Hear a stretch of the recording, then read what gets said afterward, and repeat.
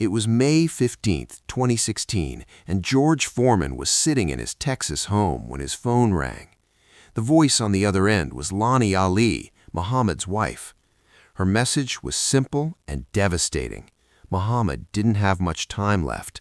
His Parkinson's had progressed to the point where he was barely responsive. The doctors said it could be days, maybe a week at most, and Muhammad had asked for George. George sat in silence after hanging up. He and Ali hadn't really talked in years. They'd see each other occasionally at boxing events, exchange pleasantries, pose for photos, but they hadn't really talked, not the way they used to before that night in Zaire, not since October 30th, 1974, when everything between them changed forever. George Foreman had been 25 years old and undefeated when he fought Ali in what became known as the Rumble in the Jungle. He was the most feared man in boxing, with a record of 40 wins and 0 losses, 37 by knockout. He'd destroyed Joe Frazier in 2 rounds. He'd demolished Ken Norton in just 2 rounds. He was considered unbeatable, a force of nature, a destroyer. And then Muhammad Ali, at age 32 and considered past his prime, had done the impossible. Ali had absorbed George's punches for 7 rounds, had let George exhaust himself, and then in the 8th round had knocked him out.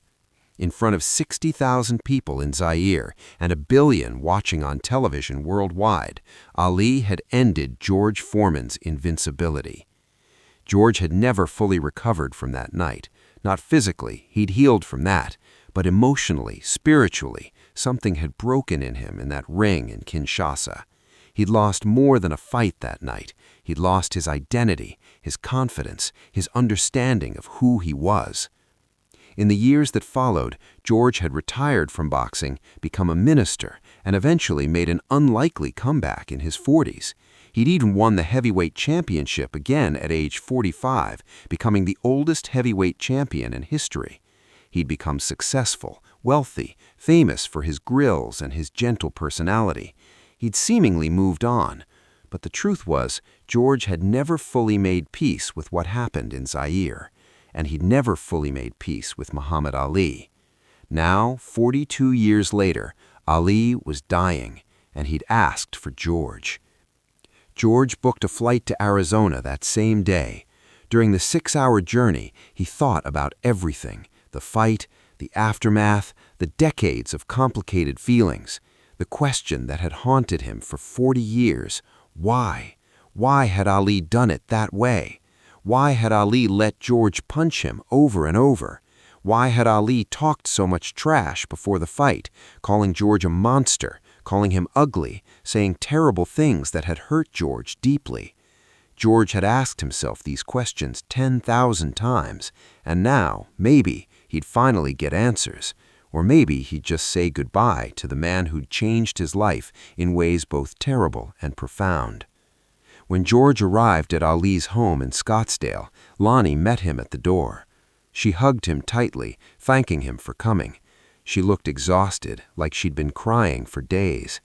"He's been asking for you," she said quietly. "He can't speak much anymore, but he's alert. He knows you're coming." George nodded, his throat tight with emotion he hadn't expected to feel. Lonnie led George to Ali's bedroom. The room was quiet, filled with soft afternoon light. Medical equipment hummed in the corner. And there, in a bed that seemed too small for him, was Muhammad Ali. George barely recognized him. Ali had always been beautiful, charismatic, full of life and energy. The man in the bed was a shadow of that. His face was gaunt, his body frail, his hands trembling from the Parkinson's that had stolen so much from him. But when Ali saw George, Ali's trembling hand reached out. George took it gently. Ali squeezed weakly, then used his other hand to gesture toward a notebook on the bedside table. Since the Parkinson's had taken his ability to speak clearly, Ali had been communicating by writing, though even that was difficult with his trembling hands. Lonnie handed the notebook to George. Ali had written something earlier, apparently in anticipation of George's visit. The handwriting was shaky, barely legible, but George could make it out. "George, thank you for coming. Need to tell you something. About Zaire. About everything." George looked up at Ali, tears already forming in his eyes. "You don't have to explain anything, Muhammad. That was a long time ago." But Ali shook his head firmly. He pointed insistently at the notebook. He wanted George to keep reading. George turned the page. What he read next made him start crying immediately. Ali had written, "I never wanted to hurt you, George. Everything I said before the fight, all the names I called you, all the trash talk, it wasn't about you. It was about me trying to survive. You were so strong, so scary. I was terrified. The only weapon I had was my mouth and my strategy. I needed you angry. I needed you to fight emotional, because if you fought smart, you would have killed me in that ring." George was sobbing now, but he kept reading. "I've wanted to tell you this for 40 years. You weren't a monster. You weren't ugly. You weren't any of those things I called you. You were a great champion, maybe the strongest man who ever lived, and I had to take that from you to survive. I'm sorry I hurt you. I'm sorry those words stayed with you. You deserved better." George couldn't see the page anymore through his tears. He looked up at Ali, who was crying too, tears running down his face. "Muhammad," George said, "you don't understand. You didn't destroy me. You saved me." Ali's eyes widened. He gestured for George to explain. George took a deep breath, wiping his eyes. "When you beat me in Zaire, I thought my life was over. I was so depressed, so lost. I didn't know who I was anymore if I wasn't the undefeated champion. I retired. I was broken." George paused, collecting himself. "But then something happened. I found God. I became a minister. I learned that my worth wasn't about being undefeated. It wasn't about being feared. It wasn't about destroying people. Losing to you forced me to find out who George Foreman really was. Not George Foreman the destroyer, just..." George stayed for 3 hours. They couldn't have long conversations because of Ali's condition, but they didn't need to. They looked at old photos together that Lonnie brought out.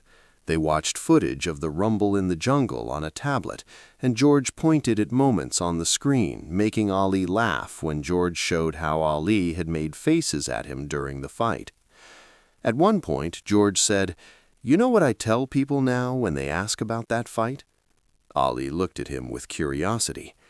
"I tell them that losing to Muhammad Ali was the best thing that ever happened to me, because it taught me that losing doesn't make you a loser.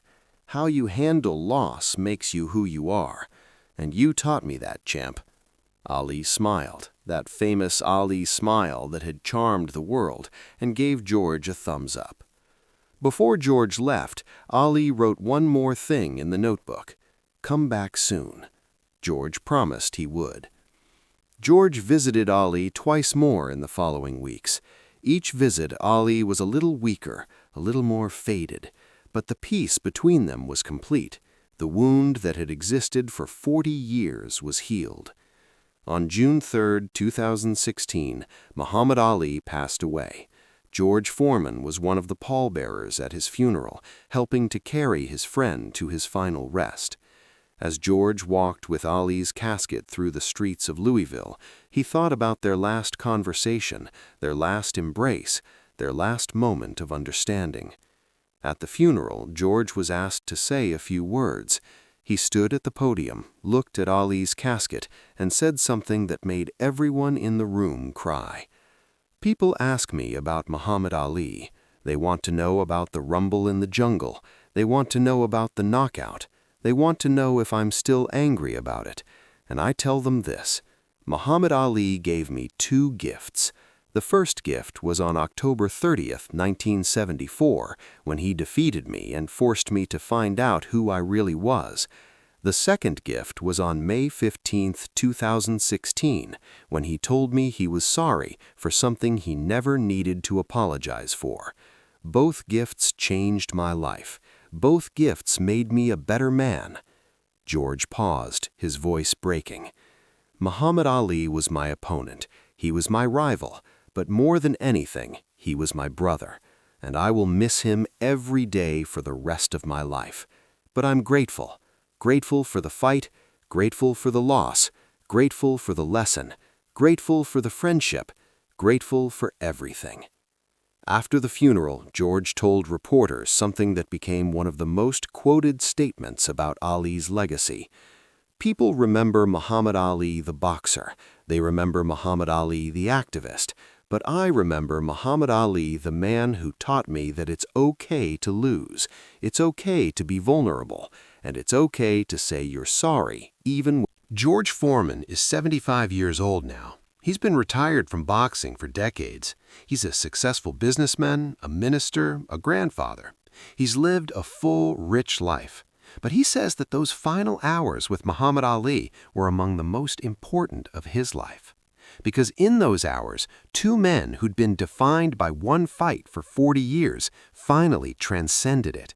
They finally became more than opponents, more than rivals. They finally became what Ali had written in that shaky handwriting, brothers. And that brotherhood, forged in conflict but sealed in forgiveness, became a testament to something greater than boxing. It became a testament to the power of reconciliation, the importance of understanding, and the truth that it's never too late to heal a wound, as long as both people are willing to try. If this story of reconciliation, forgiveness, and two warriors finding peace after 40 years moved you, make sure to subscribe and hit that thumbs up button. Share this video with someone who needs to hear that it's never too late to make peace, that pride isn't worth more than relationship, and that sometimes the greatest victory isn't winning the fight, but winning back the friendship. Let us know in the comments if you've ever reconciled with someone after years of distance, and don't forget to ring that notification bell for more incredible true stories about Muhammad Ali, George Foreman, and other legends who showed